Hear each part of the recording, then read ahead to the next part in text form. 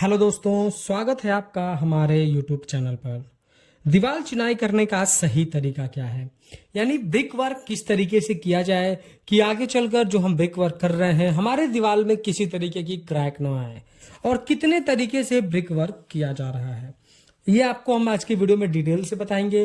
क्योंकि बहुत सारे साइटों पर देखा जाता है कि जब हम विजिट के लिए जाते हैं या फिर क्लाइंट पर्सनली फोटो भेजते हैं कि सर हमारे दीवार को जो है क्रैक आ गया है, अभी हमने दीवार अपना 1 साल पहले बनवाया, कोई कहता है 2 साल पहले बनवाया। तो दीवार बनाने का सही तरीका क्या है और कितने तरीके से दीवार की चिनाई करी जाती है, ईंट की चिनाई करने का कौन कौन सा तरीका है।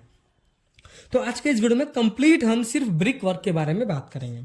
जब हम घर बनवाते हैं तो हम ये नहीं जान पाते हैं कि जो हमारा मिस्त्री है वो हमारे घर का काम कैसा कर रहा है। अगर आप ब्रिक वर्क करवा रहे हैं तो आप ये नहीं समझ पाते हैं कि मिस्त्री 9 इंच की दीवार बना रहा है तो क्या उसमें जो मसाला यूज कर रहा है वो सही है, 4 इंच बना रहा है तो कहीं हमारी दीवार कमजोर तो नहीं कर रहा, या फिर कहीं हमारा मटेरियल एक्स्ट्रा तो नहीं लगा रहा। तो अगर मिस्त्री को काम आता है, देखिए अगर आप ब्रिक वर्क चेक करना चाहते हैं तो आपके मिस्त्री को अगर काम आ रहा है, ब्रिक वर्क कर रहा है और उसको आप जानना चाहते हैं उसको काम आता है कि नहीं, तो सबसे बेसिक चीज आप 4 जान के चलिए। 4 चीजें अगर आप जान जाएंगे तो आपको कुछ कुछ चीजें समझ में आ जाएंगी कि आपका काम सही हो रहा है कि गलत हो रहा है। क्योंकि लोग जब जानेंगे नहीं कि हमारा काम कैसा हो रहा है और सिर्फ पैसा लगाएंगे तो काम कैसे चलेगा।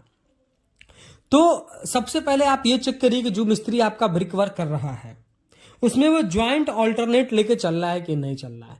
यानी दीवार की जो भी चिनाई कर रहा है सबका ज्वाइंट एक सीधी लाइन में नहीं होनी चाहिए, वह जिग जैग के फॉर्मेट में होनी चाहिए।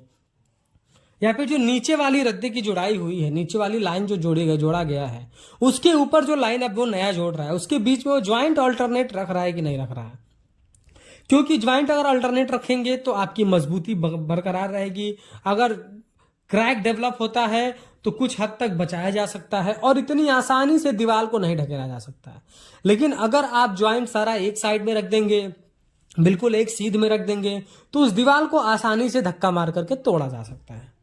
वो एक सीध लाइन जो है ज्वाइंट का एक जरिया बन जाता है।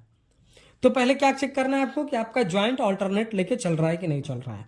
दूसरा आपको देखना है एक ईंट से दूसरे ईंट के बीच में जो वो गैप रख रहा है जिसमें वो मसाला भर रहा है, जिसमें वो मोटार भर रहा है, वो 15 से 20 mm तक होना चाहिए। 15 mm हो, 18 mm हो या 20 इंच तक हो तो वो ज्यादा अच्छा काम कर रहा है, उसमें फिर कुछ उसको डिस्टर्ब करने की जरूरत नहीं है। लेकिन अगर 1.5 इंच, 2 इंच, 1.25 इंच तक गैप रख रहा है तो फिर जो मोटार यूज कर रहा है वो उतना मोटा रखने की वजह से हाइड्रेशन होगा, वो उसमें वो मसाला फट जाएगा, उसमें जो है क्रैक्स दिखने लगेंगे। तो जब वो पहले से ही खराब हो जाएगा तो फिर बॉन्ड क्या बनाएगा। तो इसीलिए 15 से लेकर के 20 mm के बीच तक का जो हम मसाला भरते हैं वो काफी अच्छा होता है। अगला हमारा है, देखिए जब 4 इंच की दीवार बना रहा है वो, तो वो एक 1:4 का रेशियो का मोटार बना रहा होगा। यानी 1 बोरा अगर सीमेंट का यूज कर रहा है तो 4 बोरा वो सैंड का यूज कर रहा होगा, बालू का यूज कर रहा होगा। ये तरीका 4 इंच के लिए सही है। और अगर 9 इंच का बना रहा है तो वो 1.5 का भी बना सकता है, 1.6 का भी बना सकता है।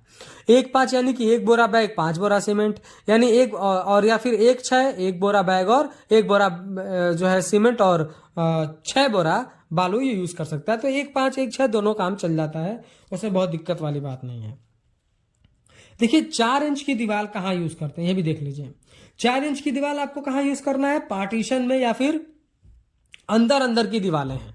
अगर आप फ्रेमिंग स्ट्रक्चर बना रहे हैं तो फ्रेमिंग स्ट्रक्चर आप बना रहे हैं यानी आपके घर का लोड सारा बीम कॉलम के थ्रू ट्रांसफर होना है, तो वहां पर आप 4 इंच की दीवार अंदर अंदर दे दें, बाहर की दीवार सारी 9 इंच दे दें। लेकिन आपका घर ही अगर लोड बेरिंग का बन रहा है तो वहां पर 9 इंच की दीवार तो आपको देनी ही देनी है। बहुत सारे साइडों पर ऐसा होता है, हम देखते हैं कि लोग अंदर की दीवार भी 9 इंच देते हैं जबकि लोग फ्रेमिंग स्ट्रक्चर बना रहे हैं, घर पूरा बीम कॉलम पे खड़ा हो रहा है। तो वहां पर क्या कि आपका समय, आपका पैसा, आपका ब्रिक सब नुकसान हो रहा है। पार्टीशन के लिए आप 9 इंच की दीवार यूज करें वो काफी अच्छा है। आउटर दीवार आप पार्टीशन के लिए आप 4 इंच की दीवार यूज करें वो काफी अच्छा है। और बाहर की जो भी हमारी मेन दीवार है वो आप 9 इंच यूज करेंगे तो आपके लिए कोई दिक्कत होने वाली नहीं है। अब देखिए कितने तरीके से ब्रिक वर्क किया जाता है।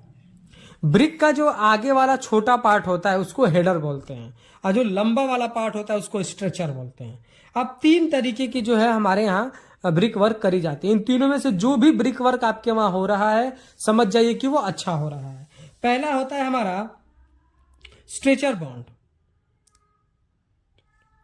जैसा आपको वीडियो में दिखाया जा रहा है, इसमें जो भी हमारे ब्रिक का स्ट्रेचर पार्ट होता है, जो हमारा लंबा वाला पार्ट होता है, सिर्फ उसी को रख करके हम करते हैं। जनरली ये हम 4 इंच की दीवार में देखते हैं।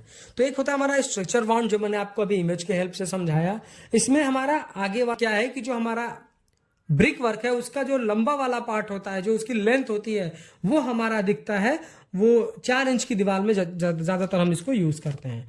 दूसरा हमारा होता है इंग्लिश बॉन्ड। ये भी आप इमेज की हेल्प से समझ सकते हैं कि इंग्लिश बॉन्ड किस तरीके से होता है। ये भी अगर आपका मिस्त्री आपके साइड पर इस तरीके से ब्रिक वर्क कर रहा है तो वो भी सही है। और लास्ट हमारा है फ्लेमिश बॉन्ड। फ्लेमिश बॉन्ड देखिए आपको इमेज की हेल्प से मैं समझा रहा हूं, इस तरीके से फ्लेमिश बॉन्ड होता है। अगर इस तरीके का ब्रिक वर्क आपके साइड पर आपका मिस्त्री या ठेकेदार कर रहा है तो भी वो काम अच्छा कर रहा है। तो ये तीनों में से कोई भी अगर वो बॉन्ड यूज कर रहा है तो वो काफी अच्छा काम कर रहा है। वीडियो पसंद आया तो प्लीज वीडियो को लाइक कर दो, और अगर चैनल पर नए हैं कंस्ट्रक्शन से रिलेटेड ऐसे ही इन्फॉर्मेटिव वीडियोज इन फ्यूचर देखना चाहते हैं तो प्लीज चैनल को सब्सक्राइब करके बेल नोटिफिकेशन को ऑल पर प्रेस कर दें। Thank you.